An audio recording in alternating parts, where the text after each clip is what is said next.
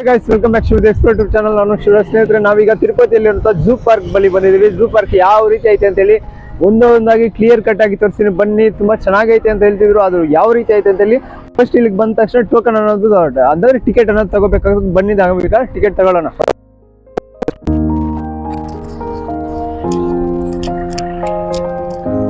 ಅಂತ ಸರ್ ಇಡಿ cover sir ticket ಇಸ್ಕೊಳ್ರ.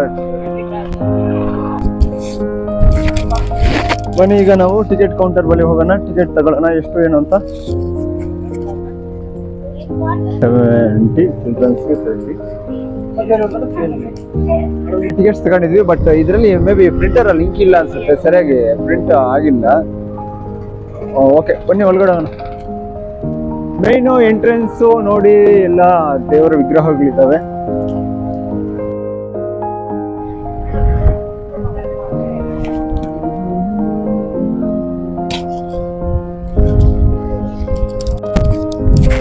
Board ತೋರಿಸೋರೆ ನಾವು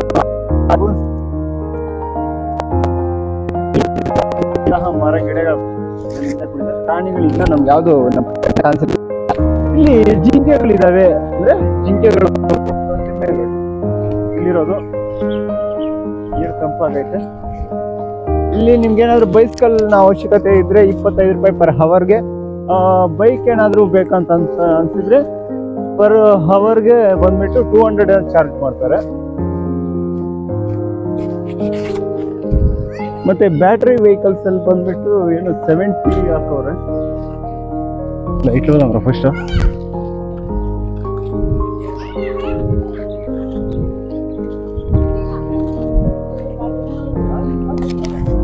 ಇಲ್ಲಿ ನಮ್ಗೆ ದೊಡ್ಡ ವಿಶಾಲವಾಗಿ ಕಾಣಿಸ್ತೈತೆ ತಿರುಪತಿ ತಿಮ್ಮಪ್ಪನ ಒಂದು 3 ನಾಮಗಳು. ಇಲ್ಲಿ ಅಲ್ಲಿ ನೋಡಿ ಕೋತಿ ಕಾಣಿಸ್ತೈತೆ. ಈಗ ಕೋತಿಗಳು ಯಾವ ಹೊಸ ಜಾತಿಯ ಕೋತಿಗಳಂತೆ.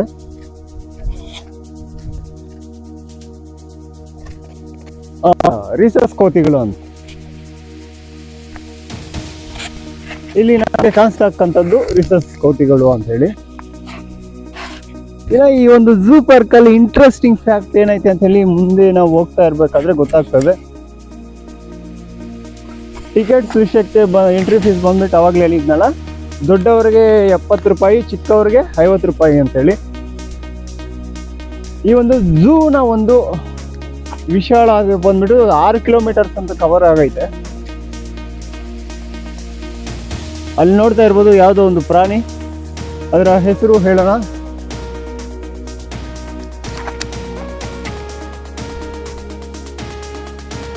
ಅದರ ಹೆಸರು ಇಲ್ಲಿ ಕೊಟ್ಟಂತೆ ನಾಮಾಲಕೋತಿ ಅಂತ ಬರ್ದವ್ರೆ. ಮಾಂಡ್ರಿಲ್ ಅಂತ. ಇಲ್ಲಿ ಕೆಲವೊಂದು ಎಲ್ಲ ಕೋತಿಗಳೇ ಕಾಣಿಸ್ತೈತೆ ನಮ್ಗೆ ಈ ಒಂದು ಝೂ ಪಾರ್ಕ್ ಅಲ್ಲಿ.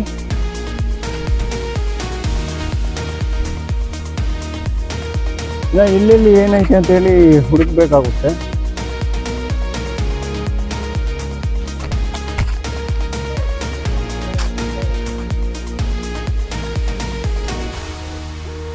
ಈ ಕಡೆ ಎಂಟ್ರಿ ಇಲ್ಲದಮ್ಮ, ಈ ಕಡೆ ಹೋಗ್ಲಿಕ್ಕೆ ಎಂಟ್ರಿ ಇಲ್ಲ, ಬರೀ ಈ ಕಡೆ ಮಾತ್ರ ಎಂಟ್ರಿ ಐತೆ. ಇನ್ನು ಬೇಜಾನು ಅನಿಮಲ್ಸ್ನ ನೋಡ್ಲಿಕ್ಕೆ ಈ ಕಡೆ ಹೋಗ್ಬೋದು. ಒಂದು ಕೊಳದಲ್ಲಿ ನೀರಿದೆ.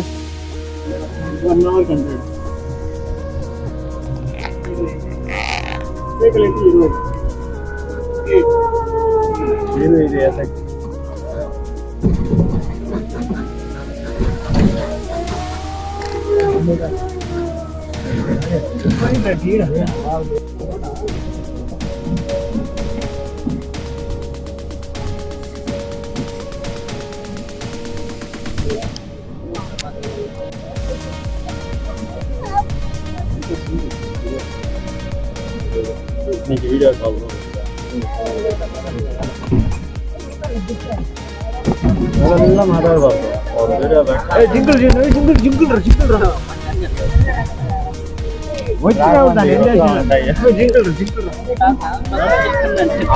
ಬೇರೆ ಎಕ್ಸೈಟ್ಮೆಂಟ್.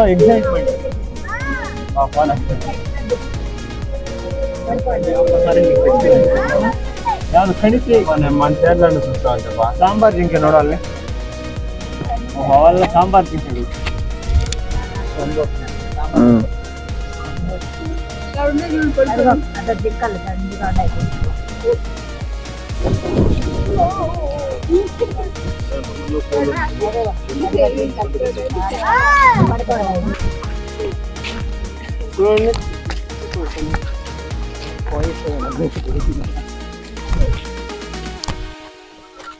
ಏನಿದು ಕೆಲ್ಲ ನೆಮಲಿ ವೈಟ್ ನೆಮಲಿ.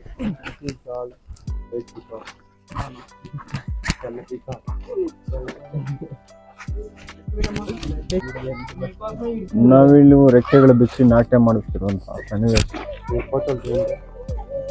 దాంట్లో తీసుకొచ్చు చూడు ఫోటో.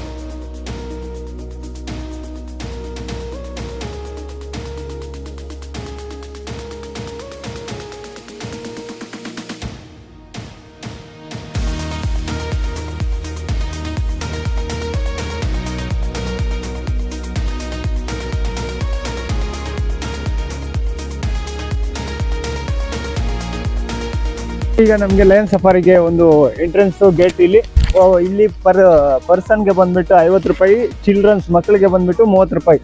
ಇಲ್ಲಿ ಬಯಲಿನ ಪ್ರದೇಶದಲ್ಲೇ ನಾವು ಸಿಂಹಗಳನ್ನು ಕಾಣಬಹುದು.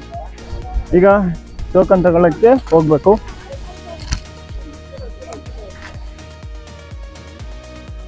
ಇಲ್ಲಿ ಕಾಣಿಸ್ತಾ ಇರುವಂಥದ್ದೆಲ್ಲ ಲಯನ್ ಸಫಾರಿ ಕರ್ಕೊಂಡು ಹೋಗುವಂತಹ ವೆಹಿಕಲ್ಸ್, ವ್ಯಾನ್ಸು. ಈ ಒಂದು ವ್ಯಾನ್ಸಲ್ಲಿ ನಮ್ಮ ಒಂದು ಜರ್ನಿನ ಶುರು ಮಾಡಿದ್ವಿ. ದಗ ಉರಿಯುವಂತಹ ಬಿಸಿಲು, ತುಂಬ ಕಷ್ಟ ಆಗ್ತಿತ್ತು ಈ ಬಿಸಿಲಿಗೆ ತಡ್ಕೊಳ್ಳಿಕ್ಕೆ. ಆದರೂ ಒಂದು ರೇಂಜ್ಗೆ ಇಂಟ್ರೆಸ್ಟ್ ಇತ್ತು, ಯಾವ ರೀತಿ ವೈಲ್ಡ್ ಅನಿಮಲ್ಸ್ನ ನಾವು ಫಸ್ಟ್ ಟೈಮ್ ನೋಡ್ತಿದ್ದೀವಿ ಅಂತ ಫ್ರೆಂಡ್ಗೆ. ಇದು ಫಸ್ಟ್ ಮೇನ್ ಎಂಟ್ರೆನ್ಸ್ ಗೇಟ್ ಆಗಿರ್ತದೆ ಆ ಒಂದು ಲಯನ್ ಸಫಾರಿ ಹೊರಡಲಿಕ್ಕೆ. ನಮ್ಮ ಒಂದು ಪ್ರಯಾಣವನ್ನು ಕುತೂಹಲದಿಂದ ಮುಂದುವರಿಸಿದೆವು.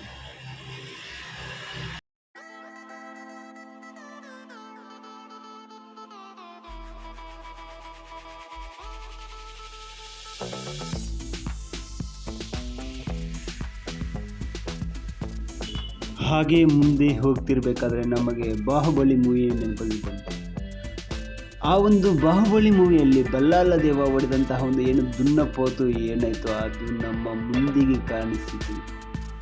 ತುಂಬ ಬೃಹದಾಕಾರದಲ್ಲಿರುವಂತಹ ಆ ಒಂದು ಪ್ರಾಣಿಯನ್ನು ನೋಡಿ ನಮಗೆ ಒಂಥರ ರೋಮಾಂಚನಕಾರಿಯಾಯಿತು.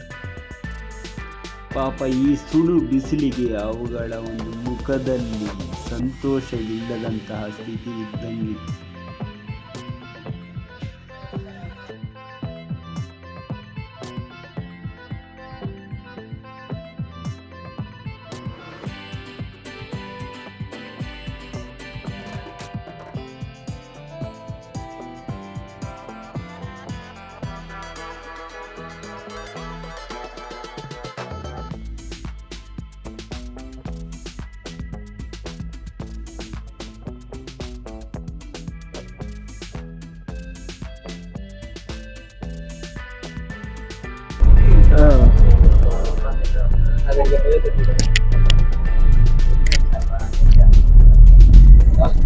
ಹೆವಿ ಸೆಕೆ ಜಾಸ್ತಿ ಇದೆ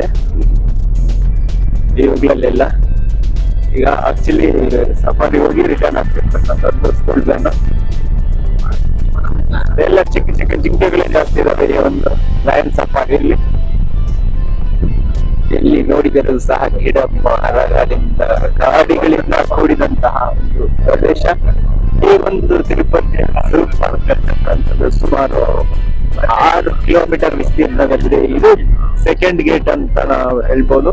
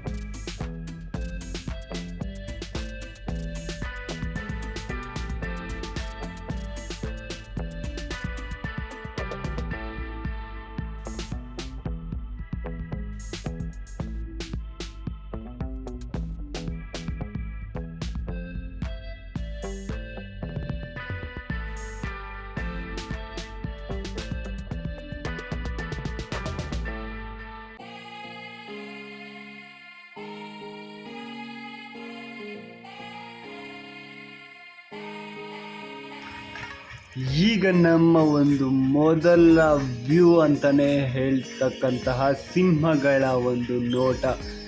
ಈ ಎರಡೂ ಸಹ ಗಂಡು ಸಿಂಹಗಳು ಅಂತ ಅವರು ಹೇಳಿ ಆ ವ್ಯಾನ್ ಡ್ರೈವರ್ ಹೇಳ್ದ ನಮಗೆ. ಅವುಗಳಿಗೂ ಸಹ ಬಿಸಿಲಿನ ತಾಪಕ್ಕೆ ಸುಸ್ತಾಗಿ ಕಂಗಾಳಾಗಿರ್ತಕ್ಕಂತಹ ಸ್ಥಿತಿಯಲ್ಲಿ ನಾವು ನೋಡಿದ್ವಿ. ಇಲ್ಲಿ ನಮಗೆ ಕಾಣಿಸ್ತಕ್ಕಂಥದ್ದು ಹೆಣ್ಣು ಸಿಂಹ. ಆ ಒಂದು ಸಿಂಹಗಳಿಗೆ ಯಾವುದೇ ರೀತಿಯಾದಂತಹ ಉತ್ಸಾಹಕತೆ ಅನ್ನೋದು ನಮಗೆ ಕಾಣಿಸಲಿಲ್ಲ. ಕಾರಣ ಟೆಂಪರೇಚರ್ ಅಂತೂ ಇತ್ತು. ಇದಾದ ನಂತರ ನಮ್ಮ ಒಂದು ಜರ್ನಿ ಮುಂದೆ ಸಾಗಿತು. ಇನ್ನು ಕೆಲವೊಂದು ಸಿಂಹಗಳನ್ನು ನೋಡುವಂತಹ ಕುತೂಹಲಕಾರಿ ಉದ್ದೇಶದಿಂದ.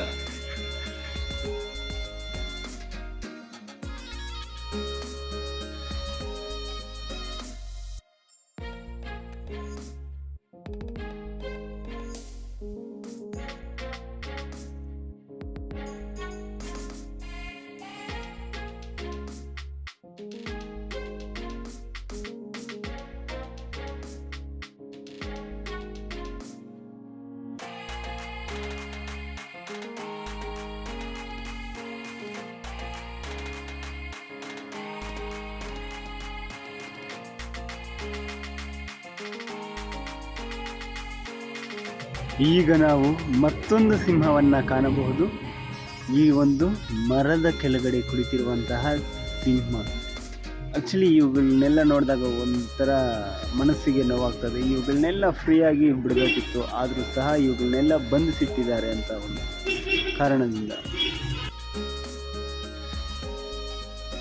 ಈಗ ನಮ್ಮೆದುರಿಗೆ ಮತ್ತೊಂದು ಸಿಂಹ ನಮ್ಮನ್ನೇ ನೋಡಿದಂತಹ ಸನ್ನಿವೇಶ ನಮಗೆ ಕಾಣಿಸಿತು. ಅದನ್ನು ಝೂಮ್ ಮಾಡಿ ನೋಡಿಸಿದ್ವಲ್ಲ ಈಗಾಗಲೇ, ಅದು ಸಹ ಅಷ್ಟೇ ತುಂಬ ಬೃಹದಾಕಾರದಲ್ಲಿತ್ತು. ನಮ್ಮ ಮುಂದ್ಗಡೆ ಇರುವಂತಹ ವ್ಯಾನ್ ಅದರ ಮುಂದೆನೇ ಹೋಗಿ ನಿಲ್ಲಿಸಿತ್ತು. ನಮಗೂ ಮುಂದೆ ಹೋಗಬೇಕಂತಹ ಕುತೂಹಲದಿಂದ ಆ ಒಬ್ಬ ವ್ಯಾನ್ ಡ್ರೈವರ್ನ ಮುಂದೆ ಗಾಡಿಯನ್ನು ಚಲಾಯಿಸಿದ.